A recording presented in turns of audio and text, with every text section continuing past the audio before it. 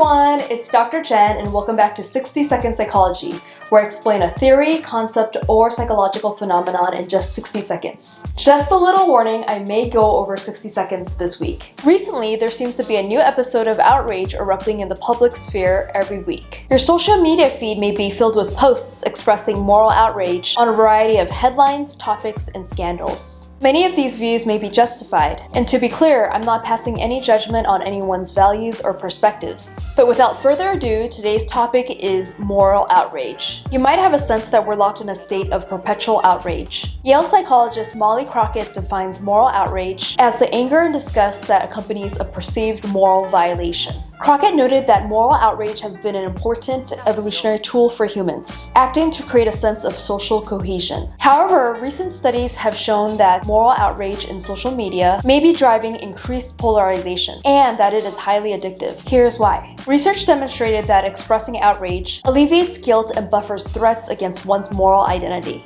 In other words, it reassures you that you are not in the wrong. It makes us think, I feel so emotionally strong about this that I must be right. Or my disapproval proves how different I am from what I condemn. Moral outrage becomes addictive when one feels assured of their own moral superiority, and especially when others on social media reinforce our views. This variable reinforcement pattern is habit forming. We love feeling right and being recognized for it. The danger is that we view those who do not join us as inferior. We may see them as ignorant. If you're not outraged, you're not paying attention. Or deluded. How can you fall for that argument? Or evil. Only a horrible person would believe in that. So what does this mean? By tapping into the brain's reward circuitry, social media outrage quickly infiltrates our identity. This digital reinforcement takes our outrage and turns it into smugness, a moral ownership, and superiority. This feeling infiltrates our identity and embeds within our persona. We drive away those who don't agree with us and we feed off those who do. Political leaders, disinformation profiteers, and activist organizations can spread moralized content by capitalizing on these tendencies. To summarize, moral outrage can be helpful and enlightened, but in a digital realm, outrage easily lapses into smugness and addictive superiority. This feeling of certainty in our moral high ground drives us apart rather than bringing us together. Polarization in today's society is certainly being driven by social media and anonymous comment boards. Moral outrage can be a tool for progress, but we should be careful to not let it drive society apart. But what do you think? Do you think moral outrage fuels progress, or does it drive us apart? Should we explore this psychological phenomenon further in a longer form video?